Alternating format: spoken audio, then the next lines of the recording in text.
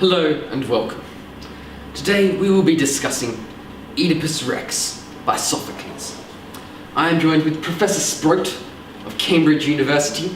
Welcome. It is a pleasure. Professor Sproat, today we will be discussing Sophocles' use of generic conventions of tragedy to transmit important messages to its audience. Would you care to provide us with some background on Sophocles and the tragedy Oedipus Rex? Of course. Oedipus Rex was first performed in 429 BC for the festival of Dionysus, and to this date is considered one of the greatest tragedies ever. Oedipus Rex explores the downfall of a king consumed by his desire for knowledge and his hubris. Professor, would I be right in saying that Greek theatre was the ideal medium for conveying vital lessons to the audience? Why, yes, you would.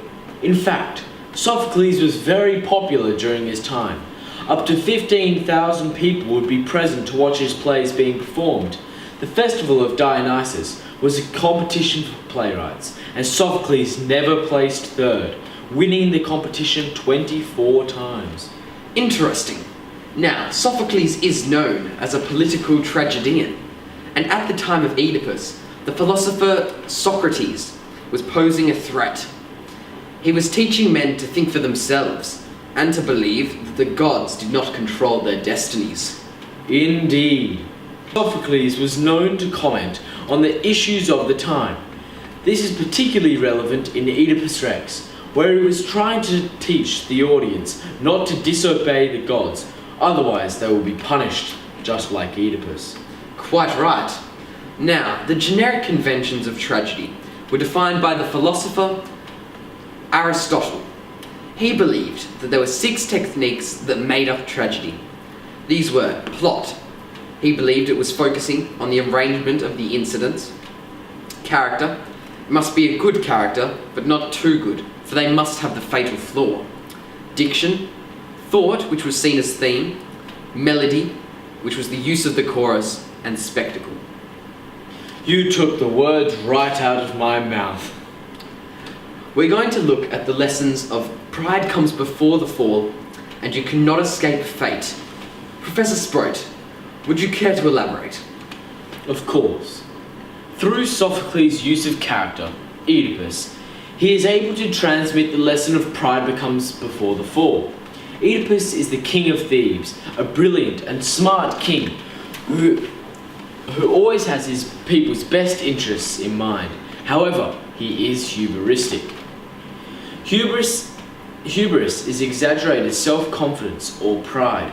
Oedipus is short-tempered and full of self-pride, as seen on page 42, when Oedipus accuses Creon of plotting against him.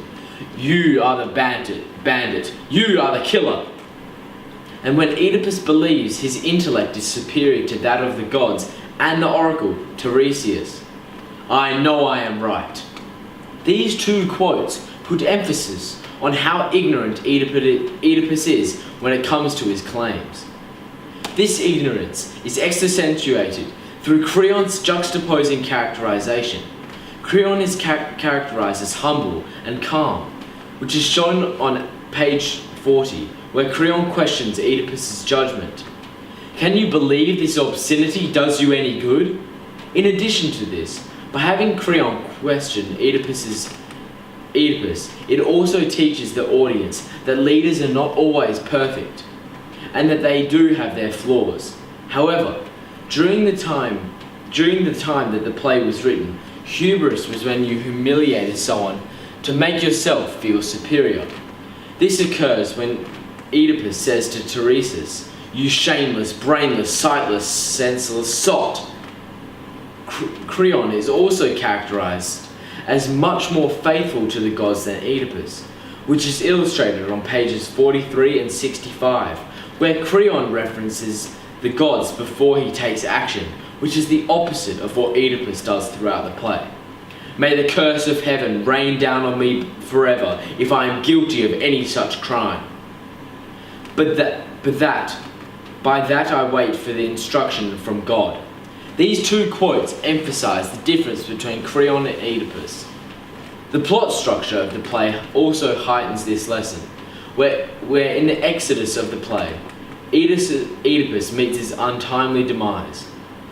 This positions the audience to view those who don't trust the gods as foolish and that they will meet terrible fates. Oedipus's hamartia, or tragic error, is when he kills his father, King Laius, and marries his mother, Jocasta. As Oedipus is a king, it makes it even more powerful for the audience. The audience thought that even if a king like Oedipus could have such a terrible fate, then why could it not happen to them? Furthermore, the audience learns not to be arrogant and full of pride through Sophocles' characterization of Oedipus and Creon. Another lesson of Sophocles transmits is that you cannot escape fate and that you must obey the gods. Sophocles uses the generic convention of plot to convey this lesson. The plot of the play has Oedipus trying to identify the killer of Laius and his search for his true identity. Sophocles uses reversal, or peripeteia, throughout the play. When a resolution seems to be coming, another direction takes place. This is seen when the messenger announces that the king of Corinth, Oedipus, who is believed to be Oedipus's father, is dead. It seems to be coming to a resolution when the messenger says, "No, Oedipus is no kin of yours." Sophocles also uses foreshadowing to bring across Oedipus's fate. Oedipus asks Jocasta about Laius. She responds with, "He had your stature." The audience knows the fate of Oedipus already, but the foreshadowing just furthers it. Oedipus, Jocasta, and Laius all make attempts to avoid their fate, but they were not successful. Sophocles was trying to say that free will cannot overcome fate, but Oedipus's destiny was predetermined, and every attempt to avoid his fate only sealed it. Sophocles tries to teach the audience. Sophocles tried to teach the audience to listen to the gods and the oracles, and to accept the fate that they were told. Sophocles uses the tragedy of Oedipus Rex to teach his audience of important lessons of humility and to trust in the will of the gods. Thank you for tuning in to this discussion of Oedipus Rex.